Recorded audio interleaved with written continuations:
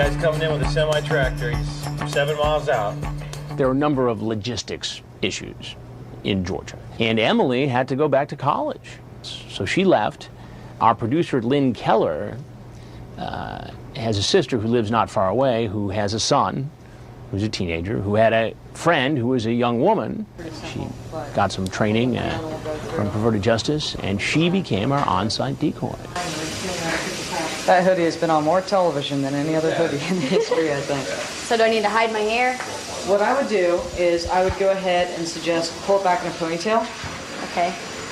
Does anybody have an extra ponytail holder? Yeah, I've got like 87 in my bag, so take mine for now. Okay. She should put the black wig on anyway. Because she's tan enough where she could actually maybe pass as light-skinned from a distance, you know? Yeah, but the picture is dark.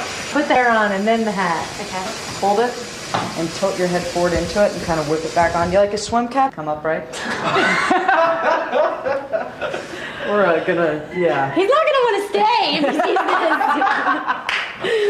Have a hat. At least that covers most of it. That's better. The hat does wonders for that wig. Okay. Well, that's actually okay. Yeah, so when you go and open it, You gotta do it this time. and you do it, you know, this time when you're doing that, all you're gonna let be seen is with your hoodie, wherever he is, you're gonna do this. So all you can see is your arm, and you're gonna do the whole, hey, come on in. But keep yourself completely behind this so we can see an outline of a figure. Okay. When you hit this mark, you don't even want to have your foot out. Literally, again, just your arm from the sleeve down can be seen by the door. That's all you want to be visible. And if you want to do the back of your hair because it's going to be black, that's fine, but nothing else. Okay. You're going to stay far enough away from him that there's no time that he ever has a shot of you like this. Okay. All right, Amanda. Tractor trailer coming down the road. Get ready. Get your basket. Get to the door. The white semi is him. All right, so let him turn off the engine. He won't be able to hear anything until he cuts the engine.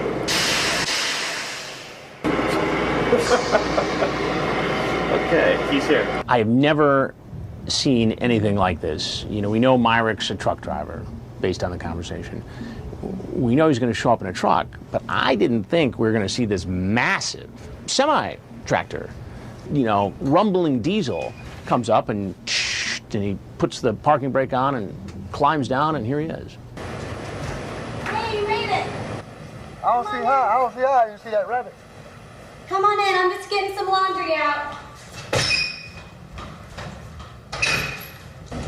Make yourself at home. I made some sweet tea sitting on the counter right there. Have a seat. I'm just getting these clothes out real quick. All right. They'd continue this conversation from one room to the other, and it allowed us to kind of get a sense for what kind of a guy this was and what he was up to, and it also allowed her to be in the next room out of the way. Well, I would love to go for a ride sometime. Well, I'd love to take you. Him will take you. There's a lot of stuff out there to see. I bet. Where exactly were you going to take her in that truck of yours? She wanted to go. She just want to go for a ride. I'll take her for a ride. I mean, nothing. I didn't mean no harm or trying to do nothing I shouldn't be doing. I mean, she's just pervert or nothing else. No pervert. No, I mean, she wants to go ride. I'll take her for a ride. Try not to be disrespectful. He is a motor mouth. He was almost like a cartoon character. He was talking so fast it was hard to understand what he was saying. You own that rig yourself? No, sir. So you work for a company that owns that rig? Yes, sir. And how do you think they'd take to the fact you're out driving that rig around, going to meet a 15-year-old girl? Well, they was looking on it as in a bad note. How did you meet her? I just met her. I was on the computer. Met her on the computer. Yes, sir. And do you often get on the internet and chat up teenage girls? I don't get on the internet. She's the first girl I talked to. You know how many times I hear that? You hear it all the time, but I'm telling you, Why should I believe you? Well, I get on, one day or 2 days a month. If and when I do come in town, 'cause I come home maybe once a month. It was 3 minutes into the internet conversation when she told you she was 15. So you knew all the way through this that she was 15 years old. And I told her, I said, what? All right, hang on. You say, well, I do think you're damn sexy, and was wanting to know if you have ever had sex. Oh, did I? Yes, you did. Well, I have it all right here, so you might as well just tell me right now. I ain't disputing it. No, sir, I ain't disputing it. I'm just saying, damn. You know, I just fell into the conversation, you know, and... What attracted you to this particular girl? Well, when I got talking to her, to be honest with you, it was her, just the way she was intelligent, you know, it's like, you know, I guess you just say, you know, mature. She's like, she had a logical head. She seemed mature. Well, she just, like, you know, she had a logical head on her shoulders, you know, she was easy to talk to, and...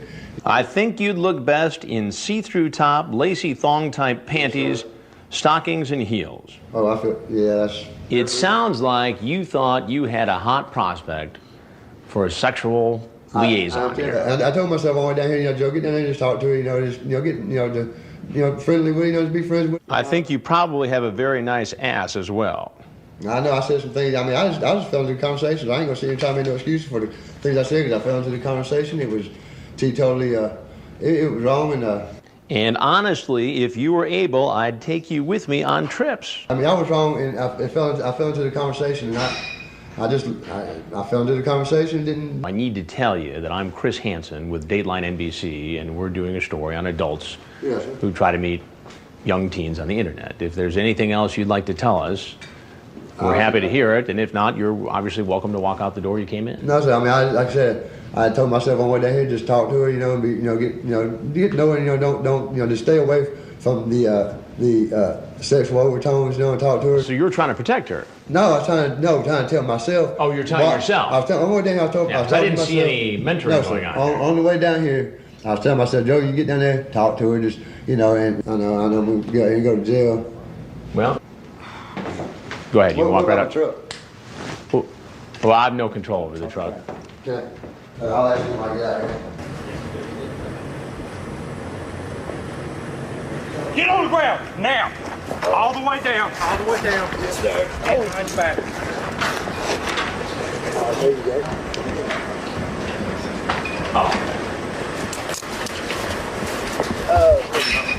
Stand up on your neck. Yes, sir. Let's get him up there.